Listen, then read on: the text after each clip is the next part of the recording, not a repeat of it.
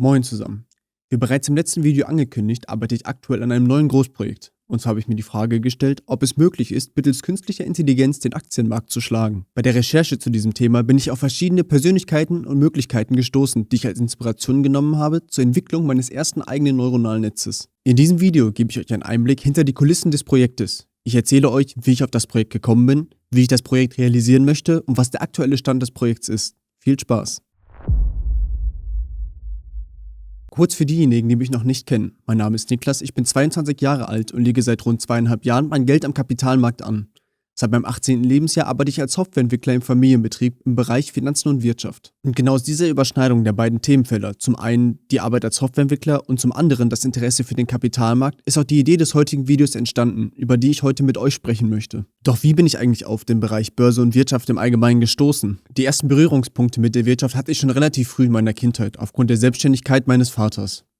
Die Begeisterung für die Börsen kam eigentlich dann erst 2020 mit dem Corona-Crash. Man hatte natürlich sehr viel Zeit und wusste nicht, was man genau damit anfangen sollte. Deswegen habe ich angefangen, mich über dieses Thema zu informieren, das in den Medien teilweise relativ präsent war. Abgesehen jetzt mal von den Corona-Nachrichten. Ich habe dann angefangen, verschiedene Bücher zu lesen und mir ein bisschen Wissen anzueignen. Etwa 2,5 Jahre später habe ich dann mit dem Investieren auch direkt angefangen. Vorher fand ich das Ganze etwas risikobehaftet, da ich nicht wirklich Plan vom Kapitalmarkt hatte. Ich wusste zwar relativ schnell, wie das im Allgemeinen funktioniert, konnte aber keine fundierten Analysen von Aktien vollziehen und habe mich deswegen dafür entschieden, etwas auf der Seitenlinie zu warten, mir erst Wissen anzueignen und dann später mit dem Investieren anzufangen. Wie wahrscheinlich auch schon viele andere von euch, habe ich auch mit dem Buch The Intelligent Investor angefangen. Ich bin relativ früh auf Warren Buffett gestoßen, beziehungsweise das Orakel von Omaha, und war begeistert von seiner Anlagestrategie und seinen Renditen. Ich habe mich gefragt, ob es eigentlich auch als Privatinvestor möglich wäre, solche Renditen zu erzielen. Deswegen war es für mich relativ naheliegend, das Buch zu lesen, was er am meisten empfiehlt. Und daraus heraus hat sich dann meine eigene Strategie eigentlich entwickelt. Ich habe noch weitere Bücher von anderen Investoren gelesen, die auch überdurchschnittliche Marktrenditen erwirtschaftet haben. Und habe versucht, die verschiedenen Ansätze zusammenzuführen und analytisch aufzuarbeiten. Im Sommer 2022 war es dann soweit. Ich habe angefangen, meine ersten Aktien und ETFs zu kaufen. Zu Beginn mal mehr und mal weniger erfolgreich. Ich bin aber fest davon überzeugt, dass nur ein praktischer Ansatz auch dazu führen kann, dass man sein Wissen festigt und auch verbessert. Nach kurzer Zeit wurde mir dann eigentlich auch schon ziemlich stark bewusst, wie schwierig es eigentlich ist, Aktien zu analysieren, beziehungsweise sich in der riesigen Menge an Unternehmen, die es gibt, die richtigen rauszusuchen. Und genau da kam dann die Überschneidung mit der Softwareentwicklung.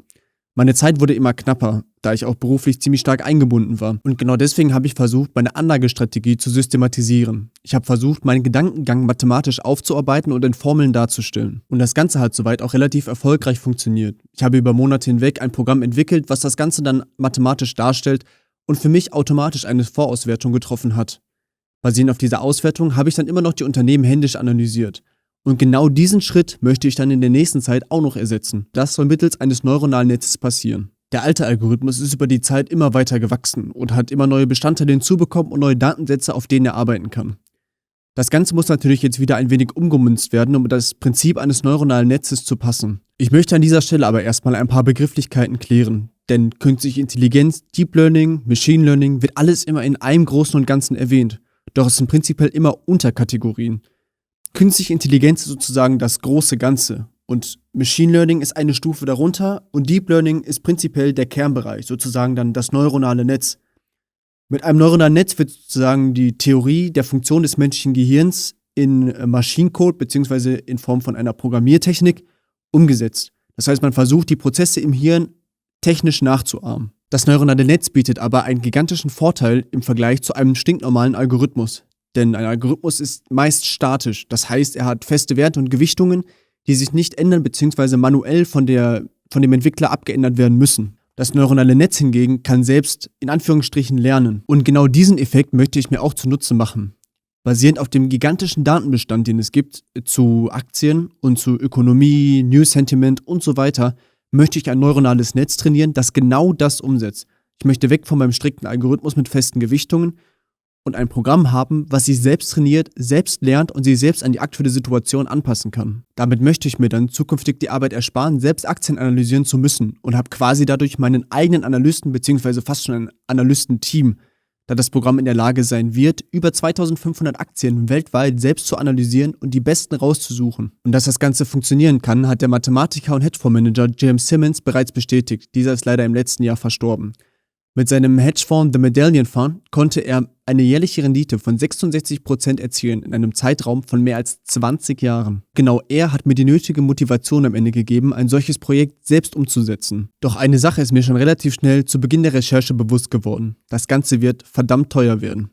Wenn ihr mich also mit diesem Projekt und Kanal unterstützen wollt, lasst doch gerne ein Like und Abo da. Ich würde mich sehr darüber freuen. Deswegen kam auch ziemlich schnell die Frage auf, wie man das Ganze vielleicht relativ kosteneffizient gestalten könnte.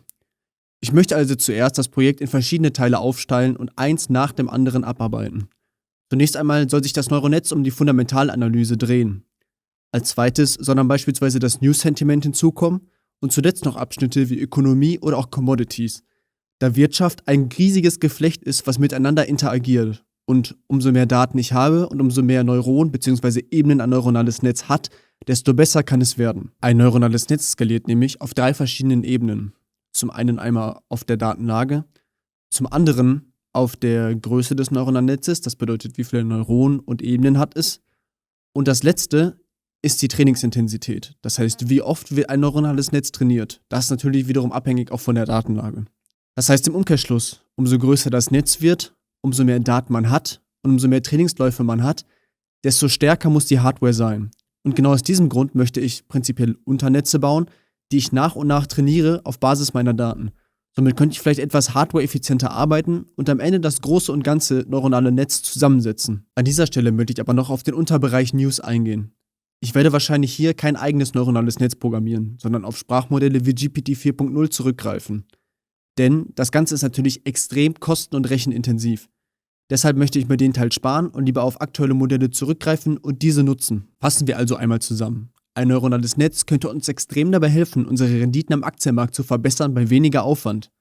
Es kann mehr oder weniger mehrfache Analysten ersetzen, es ist unermüdlich und es ist rational. Mein eigenes Modell befindet sich aktuell noch im Entwicklungsstadium. Ich bin dabei, erstmal genug Daten zu sammeln, auf denen man ein solches Modell überhaupt trainieren könnte. Ich habe mir schon erste Algorithmen ausgedacht und ein Grundkonstrukt gebaut, wie man ein neuronales Netz aufbauen und vor allem vervielfältigen kann. Blicken wir nochmal zurück auf die Frage vom Anfang des Videos. Ist es möglich, mit einem neuronalen Netz den Aktienmarkt zu schlagen? Ich würde definitiv sagen, ja. James Simmons hat es uns bereits erfolgreich vorgemacht.